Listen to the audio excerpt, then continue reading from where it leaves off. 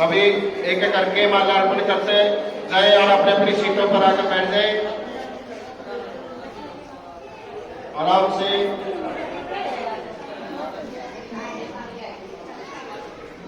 सभी मैडम प्रेमलता जी का तालियों से स्वागत करेंगे। तालियों से स्वागत करेंगे मैडम प्रेमलता जी का। हमारे बीच में हमारे विचारों के साथ लोकप्रिय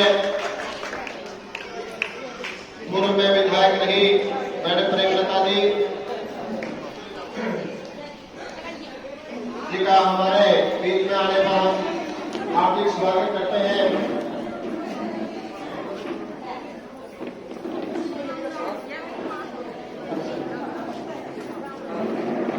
सभी अपने अपने स्थान पर विराजमान हो जाए। ये प्रोग्राम रखने का मुख्य उद्देश्य यही है कि आप लोगों से बातें बहुत कम हो पाती हैं। आज आप लोगों से सीधा संवाद उनके सबसे पहले सॉन्ग द्वारा भेंट करेंगे हमारे शहर की एक्स पार्षद उषा चौधरी जी व स्नेहलता जी। सॉन्ग के द्वारा सम्मानित करेंगे मैडम स्नेहलता जी को।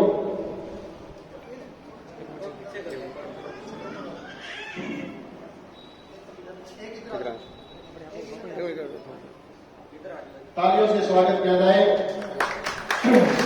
जोरदार तालियों से स्वागत करते हुए एक्स पार्षद उषा जी व स्नेहलता जी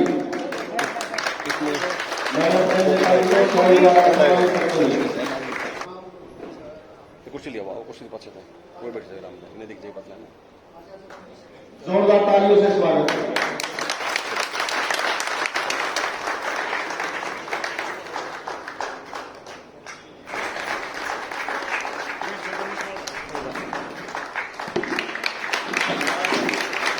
जोरदार स्वागत करते हैं।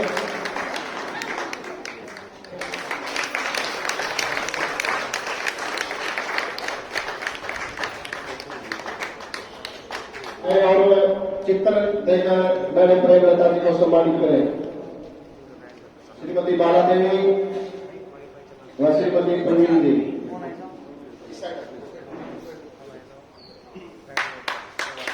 तालियों से स्वागत। तालियां बढ़ती रहनी चाहिए। मेरी बात को सुना, बहुत बहुत धन्यवाद। धन्यवाद भाई जी। जैसे कि भाई ने आप सब सभी के सामने विचार रखे, वही मैं कह रहा था कि मैडम प्रेमलता जी के द्वारा किए करवाए गए कार्य इतने हैं कि अगर गिनने लगेंगे तो 2 से 2.5 घंटे कम से कम लग जाएंगे। क्योंकि ऐसा कोई गांव इन्होंने नहीं छोड़ा कि जिस गांव के अंदर कोई ना कोई बड़ा प्रोजेक्ट खड़ा ना किया गया, और उसके बावजूद हमें ऐसी समस्या देखने को मिली।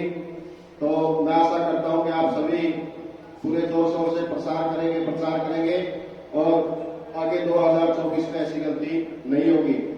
मैं इस सफल आयोजन के लिए हमारे मंडी के संजू चौधरी जी, सुरेंद्र गर्ग जी, सुरेश जैन जी, डॉक्टर रामचंद्र जांगड़ा जी, महावीर जी, बारोराम एमसी जी, प्रोफेसर रामनिवास कालीरामन जी, डॉक्टर राजेश जी व सभी साथियों ने पूरा जोर शोर लगा के इस प्रोग्राम को सफल बनाने का प्रयास किया है। इनके लिए जोरदार तालियां। और मैं डॉक्टर रामचंद्र जांगड़ा जी से आवेदन करूंगा कि वो आए और अपने विचार रखें।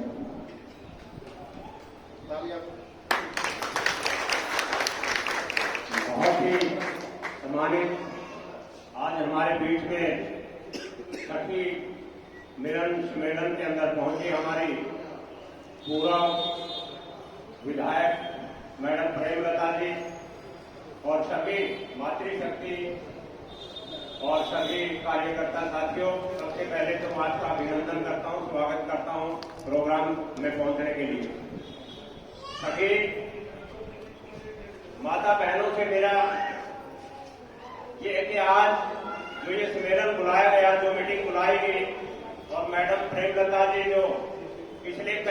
सर्दियों से गर्मियों से ये महिलाओं से मिलने का जो प्रोग्राम इन्होंने इनके दिमाग में आया, ये बहुत सराहनीय कार्य है। क्योंकि आदमी तो नेताओं के साथ मिलकर सभी जगह जाते हैं, लेकिन महिलाओं को इतना मौका नहीं मिलता और अपनी जो समस्याएं हैं महिलाओं की वो नहीं पूर्ण रूप से बता पाती थी। लेकिन मैडम प्रेमलता जी ने महिलाओं के अंदर जाके, गांव गांव में जाकर, घर घर में जाकर हर महिला का, कोई भी महिला अपना उनके बीच में रहकर उनकी समस्याओं का समाधान करने के लिए उनके बीच में गए, तो ये एक सराहनीय कार्य है। तो मैं आपसे अनुरोध करता हूं कि मैडम प्रेमलता जी ने जो हमारा उचाना के अंदर एमएलए रहते हुए जो विकास कार्य कराए, वो रिकॉर्ड तोड़ कार्य है। इतना काम कभी भी किसी भी हरियाणा प्रदेश में वित्त मंत्री अपने नार्मल से थे, वो इतना काम नहीं करा पाए जितना उचाना हल्के के अंदर मैडम प्रेमलता जी ने यहाँ पैसा लेके आई और विकास कार्य कराए। तो इसलिए इनकी पूरी सराहना करनी चाहिए। जो इनके विकास कार्य हैं उनको हमें जन जन तक पहुंचाना चाहिए और हर महिलाओं की भी जिम्मेवारी है कि आपके बीच में मैडम प्रेमलता जी हैं, जो भी आपकी समस्याएं हैं वो फोन से या सीधी संपर्क करके इनसे बात करने का काम करें और इनको ताकत देने का काम करें। आपके हाथ में जो ताकत है वो किसी दूसरे और किसी के हाथ में इतनी ताकत नहीं है। आप जब इनका पूरा साथ देंगे तो मैडम प्रेमलता जी आने वाले समय के अंदर विधायक फिर उचाना से बनेगी और आपकी मेहरबानी से बनेगी। आप सभी माताओं बहनों से मेरा पुण्य फिर आग्रह है कि आने वाले समय में आप इनकी कमान को संभाल के दिन रात एक करके इनको यहाँ से फिर दोबारा से विधायक बनाने का काम करें ताकि उचाना फिर प्रगति के पथ पर आए। इन्हीं शब्दों के साथ धन्यवाद दें। धन्यवाद डॉक्टर साहब। जैसा कि डॉक्टर साहब ने बताया कि आने वाले समय में हमें कोई ऐसी चूक नहीं करनी है कि हम हमारे हल्के के विकास को तरसे। सन 1991 में चौधरी वीरेंद्र सिंह जी ने हमारे इस हल्के को एक सपना दिखाया था और वो साकार भी हो जाता अगर उस समय एक त्रासदी न होती। तो हमारे हल्के को जो सपना दिखाया था और जो हम देखा था खुद चौधरी वीरेंद्र सिंह जी ने, उस सपने की ऐसी लत लगी हमारे हल्के को कि थोड़ा सा भी अगर कोई हमें कहीं दूर से आकर बहकाने की कोशिश करे तो हम बह गए। और यही कारण था कि पिछला 2019 में मैडम प्रेमलता जी को हमने चुनाव को हरा दिया। दुष्यंत चौटाला को हमने इतने भारी बहुमत से जिताया और बीजेपी की मेहरबानी से वो डिप्टी सीएम भी बन गए। उसके बावजूद अब 4 साल पूरे होने को जा रहे हैं। 4 साल में आप देख लो सीएम के बाद डिप्टी सीएम होता है और डिप्टी सीएम के होते हुए इस हल्के में एक भी काम आप ऐसा नहीं करा सकते कि भाई ये काम हमारे डिप्टी सीएम ने उचाना हल्के के लिए किया है। तो यहां का विकास चौधरी वीरेंद्र सिंह परिवार ही कर सकता है। 50 साल से राजनीति में है। वो कहते हैं ना भाई एक बार तुक्का लाग जाए तो पहला प्रकार हो जाएगा। तो ऐसी कोई दिक्कत किसी प्रकार की नहीं है। ये अपनी तरह से तब से पूरी तरह से फलीभूत है। आपको सिर्फ इनका एक ही सपना है कि उचाना का विकास कैसे हो और उचाने के विकास को चार लगाने के लिए आपके बीच में प्रयासरत है। आप सभी लोगों को यह बात समझनी होगी और हमारे बीच का नेता हमें आगे बढ़ाना होगा। मेरी आप लोगों से यही विनती है। आप मैं हमारी लोकप्रिय एक्स एमएलए मैडम प्रेमलता जी से अनुरोध करूंगा कि वो आए और अपना सखी सहेली मिलन समारोह मैडम प्रेमलता से पहले हमारे डॉक्टर राजेश जी आपके बीच में विचार रखेंगे। एक बार तालियों से जोरदार स्वागत करें। भारत माता की, भारत माता की। इसमें।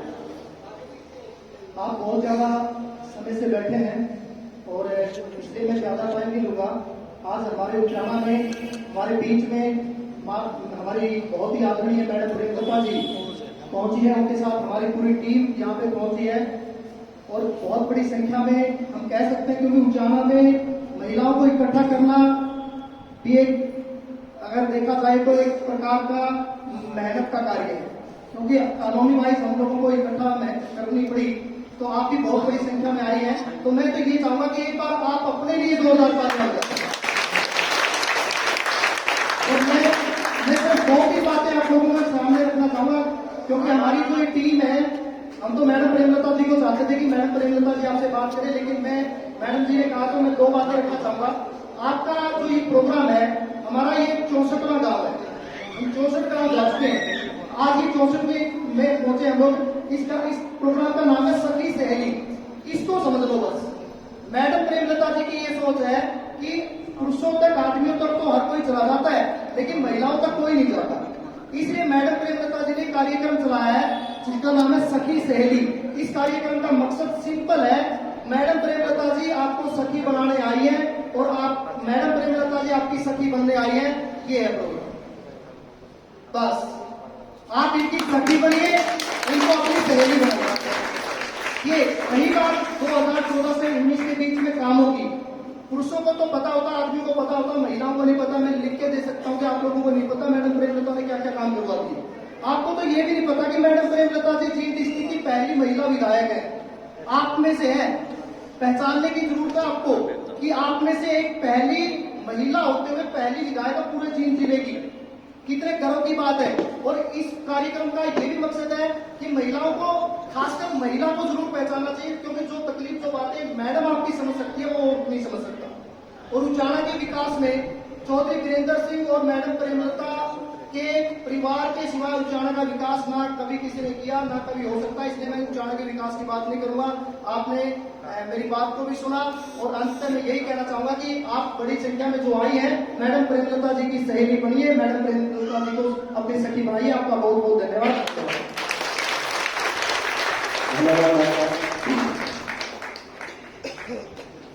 जोरदार तालियों से मैं अनुरोध करूंगा मैडम प्रेमलता जी को एक बार जोरदार तालियां।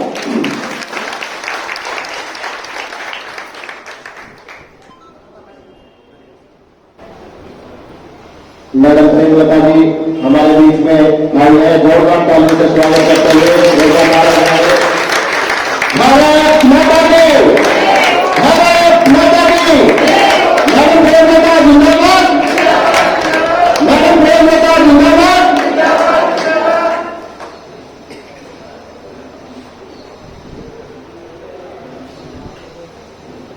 उचाना मंडी के मेरी सभी साथी महिलाएं, अभी आपने डॉक्टर जंगला को सुना, राजेश को सुना, प्रोफेसर जो हमारे कॉलेज में सीनियर लेक्चरर हैं, अनूप को सुना जो ढोल आचार्य हुए हैं, और नरेश जी को कैसा प्रोग्राम आपके आगे बताने लग रहे थे। तो मेरा मकसद सिर्फ महिलाओं से मिलने का इसलिए है कि जब चुनाव आते हैं, यदि काम तो सबसे ज्यादा करें महिलाएं, सुबह से लेकर रात तक महिलाएं काम करती हैं, चाय से लेकर रात के सोने तक, रात का 2 देर तक, यानी सिवाय महिलाएं के अलावा कोई नहीं करता। ये आपने पता है, मुझे पता है। लेकिन जहां तक महिलाओं की बात है, जब वोट देने की बात आती है तो महिलाओं तक कोई नहीं जाता, न उन लोगों को पूछता। यानी इलेक्शन, आपके जब इलेक्शन आएंगे, आप भी देखोगे अलग अलग पार्टी से लोग आएंगे, दरवाजे पर खड़े होंगे, एक उनका नेता होगा, 15-20 के साथ आदमी होंगे, और वो क्या कहते हैं फलानी पार्टी तो हूँ, वोट देंगे, और वो क्या हाँ जी ठीक है दे देंगे, और वो अंदर आके महिलाओं को कह देगा फलानी वोट देनी है, आप उसी की वोट दे देते हो। ना आपने ये पता होता है कि हमारी वोट देगी किसको, ना आपने ये पता होता है कि हमारा जीत गया कौन। अभी पीछे जैसे बताया कि मेरा 63वां काम है, अपने शासन काम है, शायद 64वां काम है ये मेरा, हल्का ये पूरा हो जाएगा। एक और काम है डोमर का। तो मेरे को अभी तक याद है, एक दिन मैं दिल्ली टाउन थी, मेरे पास फोन आया, तो जब उचाना में लग रहे हैं, मैं कहा हाँ, लेकिन 8 धरने पे बैठे हैं, अपना आना पड़ेगा। मैं रास्ता ही है, मैं आ जाऊंगी मैं। तो सड़क पे आप लोग कई भाई बहन परिवार वाले वहां बैठे थे और कहने लगे देखो जी हमारा जो अनाज है यानी जब गया यहाँ से ट्रकों में लोड हो गया और वापस आ गया, गेहूं की बात है यार, इसमें तो वो क्या नमी थी, कुछ चमक सी थी, काली पड़ गई, बात थी। तो वहाँ पे FCI भी बैठी, वहाँ पे सरकारी अफसर भी बैठे और भी बैठे, पुलिस भी बैठी। तो मैं वहां जाके बैठ गई। मुख्यमंत्री का फोन आया मेरे पास, बोले आप सरकार में रह गए और आप धरने पे बैठे हो। मैं बोली मैंने देखो सरकार तो है बाद में, हल्का मतलब पहले, क्योंकि जिस हल्के ने मैं यहाँ से MLA बनाई तो मेरी जिम्मेवारी बना है कि मैं इनके सुख दुख में का साथ दूं। तो मैंने क्या करते जो बात यह है कि एक बार ट्रक गया, उसका भाड़ा लगा और फिर भरा ट्रक वापस आ गया कि इसमें तो नमी है, ये तो चमकार ये हमको नहीं लेते इस तरह। तो बोले जी कोई नहीं, आप इनको आश्वासन दे दो, इनका सारा ना इनका किराया लगेगा दोबारा और ना इनका कोई नुकसान होगा और सारे के सारे ट्रक न्यू के न्यू पूरी मंडी के ट्रक यानी सारे के सारे यानी एक दाना बिका हमारे उचाने मंडी का। और वो दिन जब तक मैं रही उचाने में ना तो कोई धांधली हुई, ना कोई रिश्वत चली, ना कभी आदमी को तंग कराया गया किसी बात को लेके। और सरकार 5 साल तक खूब अच्छी रही। मेरे पास नरवाना तक के टेलीफोन आए, बोले जी नरवाना में उचाने में तो फर्क कोई नहीं, मारा हमने भी संभाल लो और बेतम ने भी संभालेंगे। मैं रात के 11 बजे पहुंची वहां पे एक दिन। तो वो कह लीजिए हमारे साथ भी दिक्कत आ रही है तो आप भी टेलीफोन कर दो। तो यानी जब मेरे को आप लोगों ने बनाया था तो यानी MLA बनने का इतना दबदबा हो है कि जब मैं रात में 11 बजे पे टेलीफोन करती तो अफसर की हिम्मत नहीं थी कि मेरा फोन ना खा हुआ है।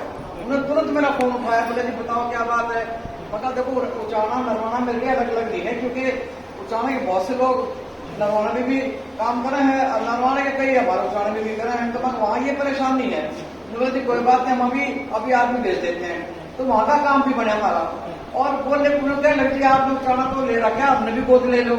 तो मैंने ये गया पता उचाना अगर मेरा तरक्की करेगा तो आसपास की तरक्की तो अपने आप हो जाएगी। तो मैंने जी लगा का काम करा 5 साल तक। यानी आपका पहली बात तो ये तहसील थी उचाना अपना, इसको मैंने सब डिवीजन बनवाया। अब यहाँ पे SDM बैठे हैं, DSP बैठे हैं, तहसीलदार बैठे हैं और सारे दफ्तर एक ही जगह पे हैं।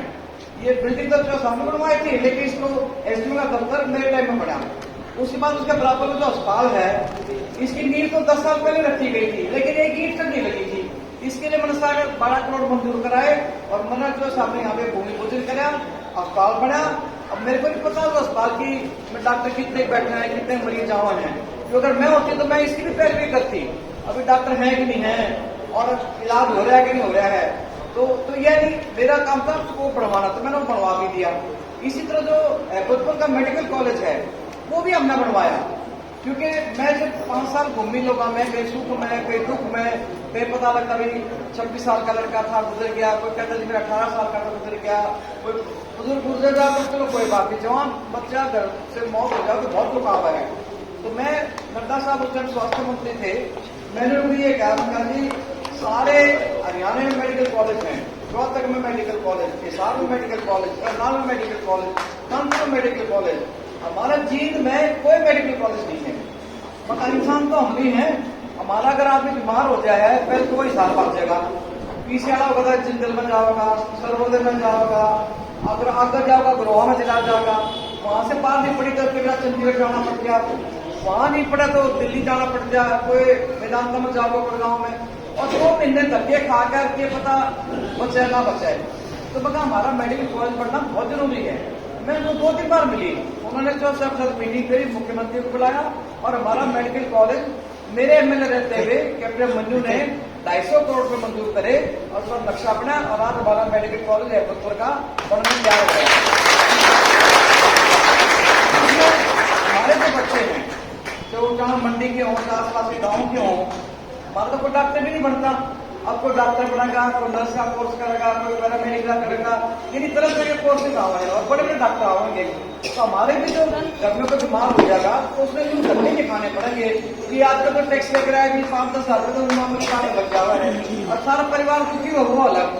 तो जो हमारा अपना कॉलेज बन जाएगा यहाँ पे, तो पीछे मुख्यमंत्री ने एक मीटिंग ली थी हमारी, तो जो मिस्टर कुल्लर थे उनकी वाइफ डायरेक्टर है आज की तारीख में हेल्थ डिपार्टमेंट की, वो मेरे को मिलने आई, कहती थी मैं तो आपसे मिलने आई हूँ क्योंकि ब्रजेंद्र के साथ उनका अच्छा वो तालमेल है। तो मैंने कहा कि मैं देख के बात पूछने की ये हमारा मेडिकल कॉलेज कब तक बनकर तैयार हो जाएगा, कहते 6 महीने ज्यादा। तो पूरे हरियाणा में अकेला मेडिकल कॉलेज है जो 22 मंजिल का बन लग रहा है।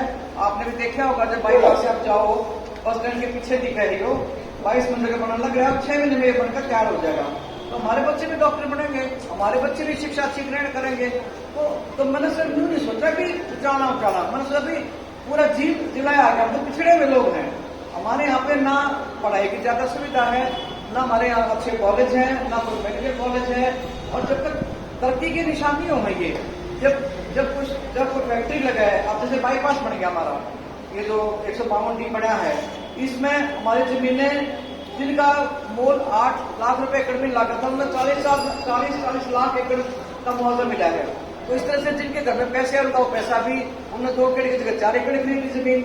इसी तरह ये चाणे का बाईपास, इसके मैंने इतनी कोशिश करी, मैं 1.5-2 साल तक लगी रही, क्योंकि खेत थे लोगों के जगह जगह, वो सारे वो लाइन बन गई, सब कुछ तैयार हो गया, मुआवजे तय हो गए और नक्शा भी बन गया।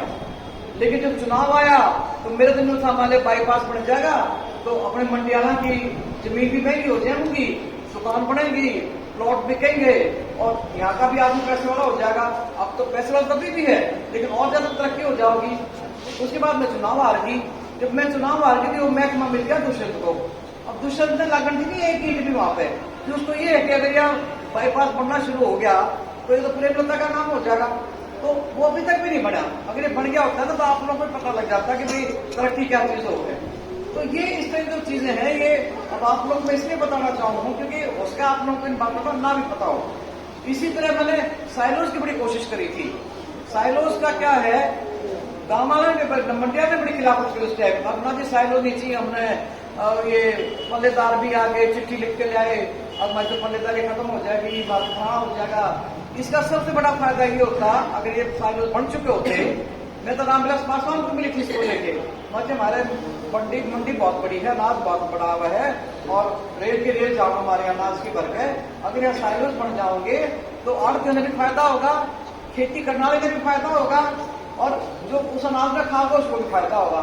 उसमें क्या था, अगर आप साइलो में अनाज डाल दो तो 3 साल तक अनाज का रंग भी नहीं बदलता। अब आपने देखा होगा जो बारिशें हुए हैं, अरे सरकारी गोदामा में जो बाहर गेहूं पड़ा रहा है या धान पड़ा रहा है, गोली भी काटते हैं, कुत्ते भी आटे हैं, डांगर भी आटे हैं और अनाज भी सड़ा है। और फिर वो अनाज सड़ा अनाज फिर वो बांटा गरीबा में, उनमें कीड़े भी चलते पाओगे, वो खराबी होता होगा। तो साइलो वो चीज थी जिसमें 3 साल तक दाने का रंग भी नहीं बदलता। लेकिन यहाँ के लोगों को इस बात का पता ही नहीं था कि साइलो हो क्या चीज है। मतलब मेरी पूरी खिलाफत हुई। ये खुद बैठे, ये डॉक्टर साहब ने भी पता है सारी बात का, तो ये भी कहते बोले क्या ना बनाओ साइलो, मतलब ये है शिक्षा की कमी। और इसीलिए मैंने अपना जो हमारा लड़कियों कॉलेज है, नर्सिंग कॉलेज हमने खोला, बच्चों के लिए कॉलेज खोला, ताकि जब शिक्षा आ जाती है आदमी के अंदर तो उसकी समझ बदल जाए, उसका सोचने का तरीका बदल जाए। तो ये जो चीज है ये हमारी तरक्की की निशानी थी, लेकिन लोगों को नहीं समझ में आई है बात। वो साइलो पढ़ेगी, अब तो रामविलास पासवान जन्म बन भी लिया, तो वो साइलो भी आए गए हुए, तब तक बड़े होते ना तो आज वही जिन्होंने मेरी खिलाफत करी थी आज यूं कम है कि मैडम जो काम निशा करा दिया कि हम भी सुखी और किसान भी सुखी। अब तो जब बनेंगे तो बने तो आई नहीं बात मंजूर मेरे नाम तो देखो तो ये तो सारी चीज है। और मैं आप लोग को इसलिए मिलने आई हूँ ताकि आप लोग एक तो कामों का पता लगे कि भी अस्पताल न बनवाया, तहसील से SDM का दफ्तर न बनवाया, मेडिकल कॉलेज में बनवाने लग रहे हैं, लाइटें गांव में लगवाई, ये बाईपास हमारा बना। मेरी तक याद है जब बाईपास की दुकानों की ग्रहण की बात आई तो कई जगह मिलकर आए तो साहब पास आए रेस्ट हाउस में, कहने जी ये दुकान टूट रहे हैं, ये कहने की दुकान सड़क चौड़ी होगी, दुकान तो टूट रही नहीं क्योंकि उनके मुआवजे ले चुके थे भाई, और नाजायज दुकान थी वो सारी की सारी। लेकिन फिर ये था भाई नाना जी ना टूटनी ही चाहिए, तो हम भी चुप हो गए, मैं भाई ठीक है भाई काम आए, जब मंडिया रांची की तो कोई बात नहीं। वो दुकान टूटती भी लेकिन किसी की हिम्मत नहीं हुई दूसरे दुकान कहने की भी मंडी ये हमारी दुकान की टूट लग रही है। यानी चित भी मारी, पट भी मारी, सारी डांट भी हम सुने, सारी गाली भी हम सुने और फिर सारे बीच में रहा हम। यानी हम तो सुख में दुख में सारे साथ। अब जब कोई बाहर का आदमी आ जाए तो कब तक इनके बोझ ढोते रहोगे, कब तक इनके अपने सिर पर उठा कर रखोगे? मैं तो यह बात समझ में नहीं आती कि हम क्यों बाहर के आदमी को वोट दे रहे हैं। अपना तो अपना ही होता है कि मैं आप लोग के बीच में आई हूँ, आप लोग के दुख सुख में मैं आऊंगी, कोई ब्याह होगा जब आऊंगी, कोई मन बदा होगा मैं जब आऊंगी, कोई काम होगा मैं जब आऊंगी। 100-250 किलोमीटर तक बैठा आदमी तो संभाले भी कोई, तो मैं मेरा भी नहीं होगा कौन है वो। अब मेरे तक याद है, यह मंडी है जो बार वाली सड़क है जिसान वो दिलबाग का पेट्रोल पंप है, वहां एक दफ्तर ले रखा था इसने दुष्यंत ने, वहां छात पर खड़ा हो गया। हम भी उस दिन उठाने में थे और दुनिया खड़ी, जिता का विराती और उठाने के आदमी, और जिता दिया दुष्यंत, हमने जिता दिया। तो छात पर खड़ा होकर बोला, मैं क्या करूं, तो आप लोग जिता तो मेरे को दिया। बोला जी जिता तो दिए, इस बीजेपी में ना जाइए। तो बोला कि हाँ बिल्कुल ठीक बात है। बोला जी आप ना हमारे को ये क्या था, और बीजेपी ने जमुना पार कर दो, मेरा नाम नहीं लिया, लेकिन बीजेपी का मतलब मैं टिकट तो मैंने मिल रही थी, और आप लोगों ने मेरे को हरा के जमुना पार कर दिया। और उसे जमुना में 24 घंटे नहीं पकड़े, उसे जमुना में वो आ गया, डुबकी मारने लग गया, और सरकार में डिप्टी सीएम बन गया। 11 महकमे, 12 महकमे उसके पास। आप लोगों को ये भी नहीं पता 12 महकमा का उस पर कीट का सौदा है, क्यों तुमने दिखा ही नहीं वो कदे। तो इस तरह के जो लोग हैं ये सिर्फ वोट लेकर चले लेना हुआ है, उसके बाद इनका कोई मतलब नहीं होता बात है। और ईद के हो रहा है ये नहीं, अब जुटाला किए गए है, अब मेरा बाप चुनाव नहीं लड़ सका तो मैं लड़ूंगा, ये नहीं मारा तो चारा खेल का मैदान बना लिया इनने।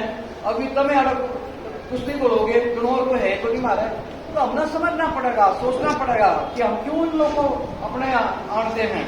अगर तुम चुनाव में सिरसा का कर लो तो वो काम होगा तो सिरसा दिख रहा है, और जब वोट की बात आवे तो उचाना दिखे ना। तो 90 हल्के थे, उन्हें उचाना ही क्यों छाटा, ये भी देखो सोचने की बात है। उसने उचाना ही क्यों छाटा कि उचाने चुनाव लड़ू, उसको ये पता था कि उचाने के लोग बोले भी हैं, मतलब बहकावे में भी आ जाओ, ये हरवाई बात पड़ी, बहकावे में भी आए, सारी बातें भूल गए। तो देखो चुनाव तो आते जाते रहे, आज अगर हम चुनाव लेना है तो हमारा क्या लालच है, मैंने को छोड़ा लुहाना नहीं, मैंने को चोरी ब्याने नहीं, मैं तो पोते पोतियां वाली हूँ, जोते जोते वाली हूँ। मैं तो हमसे सिर्फ इसलिए आना है कि उचाना को अब दिखाना चाहूँ कि नक्शे पर, हरियाणा के नक्शे को उचाना दिखा है, वो 4 साल में पीछे हो गया ना। तो मेरी तक याद है मुख्यमंत्री एक बार मीटिंग ली और वो पूछने लगे एमएलए से, अफसर को बुला के भी सबसे ज्यादा पैसा किस हल्के में लगा। तो जो फाइनेंशियल कमिश्नर था उसने कहा जी एमएलए तो आप हो करनाल से, मुख्यमंत्री को कहने लगा, लेकिन सबसे ज्यादा पैसा लगा उचाने में, और वो लगा प्रेमलता के हल्के में। मतलब इसका कैसे लगा, क्योंकि उनकी मेहनत लगा लो, बेटा कमिश्नर है, 10 साल केंद्र मंत्री थे, और ये हमारे मेरे तो अभी तेरे हो हैं। तो सबसे ज्यादा पैसा उचाने में मिला और हमारे हल्के में लगा वो, और वो लगा दिखे भी है। ये जो उड़ान का केंद्रीय विद्यालय हो, चाहे अरे का वो एक गवर्नमेंट कॉलेज हो, चाहे अपने मंडी हो, हालांकि मंडी उतनी आबाद तो नहीं हो पाई जितना हम सोचते थे, जो दूर पड़ा है थोड़ी सी, लेकिन रेस्ट हाउस को भी इस्तेमाल हो है। और ये लाइटें लगी, ये सड़क बाईपास बना, जो भी मतलब तरक्की के काम हुए, ये सारे उसी टाइम के हुए हैं। तो ये आप यूँ सोचते भी, हम तो जिसे किसी भी खा जाते हैं, क्यों, हमने तो उचाना तो हमारा घर है, आदमी अपने घर में छोड़कर कभी नहीं जाता। दूसरे का जितनी भी घर में एक कुएं में पड़ा पड़ा रोता रहेगा, मेरी माँ ने मैं धमका दिया, लेकिन वो फिर भी घर छोड़ नहीं जाता। तो हम तो उन लोगों में आवे हैं जो घर अपने आप में जो समझे ये हमारा घर है, लेकिन उचाने वाले इस बात में पता नहीं कब समझेंगे कि यही हमारे ख्याल से ठीक है।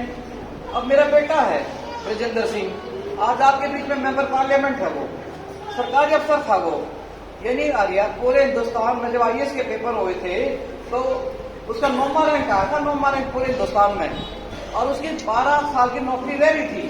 तो साहब ये कहने लगे कि मैं तो हो गया 75 साल का, अब तू नौकरी दे छोड़ ना। तो इतनी बड़ी नौकरी जिसके 5-5 सरकारी गाड़ी खड़ी हो, सरकारी काम जाम हो, ड्राइवर हो, गाड़ी हो, नौकर हो, उसे कैसे तक लोगों के बीच में आकर यदि 4 बात उनकी कुछ और करने की, लेकिन संस्कार की बात है। उसे एक बार भी ये नहीं कहा कि डैडी मेरी तो 10 साल की नौकरी रह रही, 12 साल की नौकरी रह रही है। उन्हें तुरंत इस्तीफा दिया और हमारे बीच में हिसाब से उन्होंने चुनाव लड़ा और 3.25 लाख वोटों से वो जीता। उस टाइम भी उचाना का शक था, जी उचाने तक जीतेगा का हारा था, क्योंकि लोगों के दिमाग में शक था कि उचाने वाले गर्मी क्या कर देंगे। क्योंकि जब भी 4 साल को मौका मिला कि वो मुख्यमंत्री बनने की दौड़ में है या कुछ अच्छा उसका है, उचाड़े ना बार आ रहा। 84 में यानी जब इंदिरा गांधी की हत्या हुई थी, एमपी का चुनाव लड़ा इन्होंने हिसार से, ओम प्रकाश चौटाला को ना हराया। 9 हल्के हुए एक एमपी के लोकसभा में, 8 हल्के में जीत्या वीरेंद्र और 9 में मारा, 9वां कौन सा उचाड़ा, 4.5 करोड़ वोट आता रहे थे उस टाइम। ये 84 की बात है, ये जब धोखा दिया। उसके बाद जब 2005 की बात आई, जब सोनिया गांधी ने ये बात कही कि वीरेंद्र सिंह अब की बार आपको हम बनाएंगे और आप अपनी तैयारी करो, जब लोगों ने हराया। 91 में जब मुख्य ये प्रधानमंत्री राजीव गांधी थे, तब यानी उन्होंने भी ये बात कही थी कि हम आपको एक जवान आदमी देंगे जो आपका भला करेगा, सारी बात है। उसके बेचारे राजीव गांधी की हत्या होगी। यानी हमारी या तो किस्मत खराब कह लो, या लोगों का हमारे कोई काम में कमी रही है, या हमारे कोई कुछ तो कमी रही है जो चुनाव हमारे हैं। तो ये तो हम ये कहें कि भाई यहाँ से 5 बार और बार के आदमी एमएलए बन लिए। दुष्यंत चौटाला का हाल एमएलए है, इसका दादा ओम प्रकाश चौटाला 4 यहाँ से एमएलए रह लिया, बाग सिंह छात्रा एमएलए रह लिया, और ये अपना दक्षिण वाले नंबरदार जी एमएलए रह लिए, ये सुबह सिंह पुलिया भी एमएलए रह लिया। यानी 5 एमएलए रह लिए और हम कदे हारे कदे जीते। तो ये बात मैं आपको इसलिए बताना चाहूँ कि ये हार जीत का जो खेल है, इसमें हम नुकसान उठा हुए हैं। हम अगर 2 कदम आगे चल रहे हैं तो 4 कदम हम पीछे हट जा रहे हैं। अब जो काम इन 4 साल में होने चाहिए थे, बाईपास बन गया होता या और कोई चीज अच्छी बढ़ गई होती, तो हमारा उचाना दिखना शुरू हो जाता।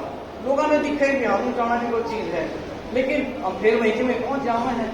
तो आप लोग तो पढ़े लिखे हो, समझदार हो, सारी बात करना पता है। तो चुनाव जब आवेंगे तो मेहरबानी करके आप ये तय करो कि हमारे बीच में तो जो मन संभालेगा वो कौन है, हमारे सुख में जो साथ देगा वो कौन है, या वो जो हमारे वोट लेके चला जाकर फिर दिखे भी नहीं हमने। तो इस तरह के अभी इलेक्शन आओगे, बहुत तरह की बातें होंगी। कोई कुछ कहेगा, कोई कुछ कहेगा, अब मेरे झूठ बोल लगे।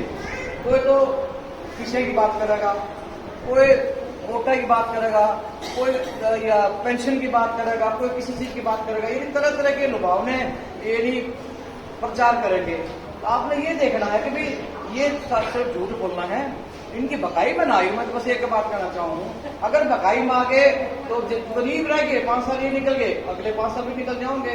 उन 5 साल में बालक भी जो आज नौकरी के लायक है वो भी उम्र पार कर लेगा। तो ये जो चीज है ये हमारे को पीछे ले जाना है।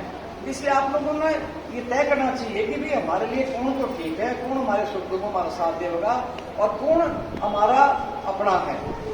ये दूसरा क्या सिर्फ वो मत दो, मैं यह बात करना चाहूँगा मैं। और आप लोगों ने मेरे को सुना, अपने काम में मेरा ये काम हो गया।